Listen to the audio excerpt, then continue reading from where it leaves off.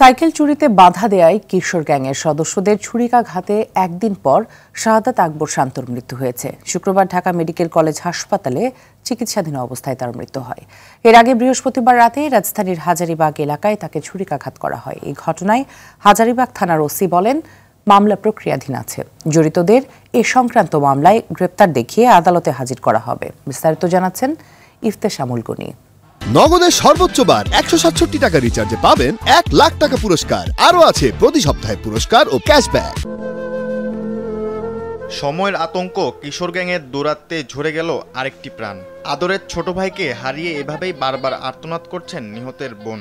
গামছাটা মুখ বাইন্ধা রাখছে, চাকু এমন ভাবে ঢুকাইছে আমার ভাইয়ের ফুসফুসিতে লেগে গেছে, ফুসফুসিতে আমার ভাইরা বাঁচতে দিল না। ব্যক্তিগত শত্রুতার জের ধরে এলাকার কিশোর গ্যাং সদস্যরা এই হত্যা করেছে অভিযোগ পরিবারের। আমার বাচ্চারা আমি পক্ষে করে এমনি করে লেগেছি, এমনি করে আনতে পারি না। আমি চাই এক সুস্থভাবে বিচার চাই, আমি ফাঁসি চাই, ফাঁসি চাই। বৃহস্পতিবার রাতে সাইকেল চুরি করতে আসা কিশোর গ্যাংকে ধাওয়া দেয় শান্ত। তাদের ছুরিকাঘাতে আহত হয়ে পরবর্তীতে ঢাকা মেডিকেলে মারা যায় সে। সম্প্রতি হাজারীবাগে কিশোর গ্যাংয়ের সদস্যরা বেপরোয়া হয়ে উঠেছে, যার কারণে চুরি ছিনতাইয়ের মতো ঘটনা ঘটছে অভিযোগ স্থানীয়দের। নগদের সর্বোচ্চ বার 167 টাকা রিচার্জে পাবেন 1 লাখ টাকা পুরস্কার। আরও আছে প্রতি সপ্তাহে পুরস্কার ও ক্যাশব্যাক। একটা মানুষেরও ভোটার আইডেন্টি নেই, আর এই সব মানুষ সেই জায়গায় ঢাকা শহরে ছিনতাই মুনতাই কইরা, বাসা বাড়িতে কাজকাম কইরা, স্বর্ণমূল্য লুটপাট কইরা, ছিনতাই মুনতাই মানুষ মেরা জায়গা।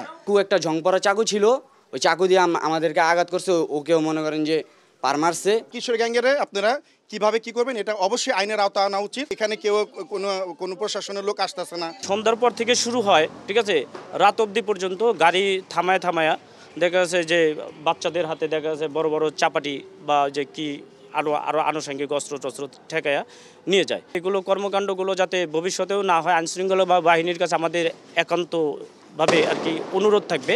এই হত্যাকাণ্ডের ঘটনায় 3 জনকে আটক করার কথা জানায় পুলিশ। তবে ক্যামেরার সামনে কথা বলতে রাজি হননি দায়িত্বরত পুলিশ কর্মকর্তা। ইফতেশামুল গনি, RTV, ঢাকা।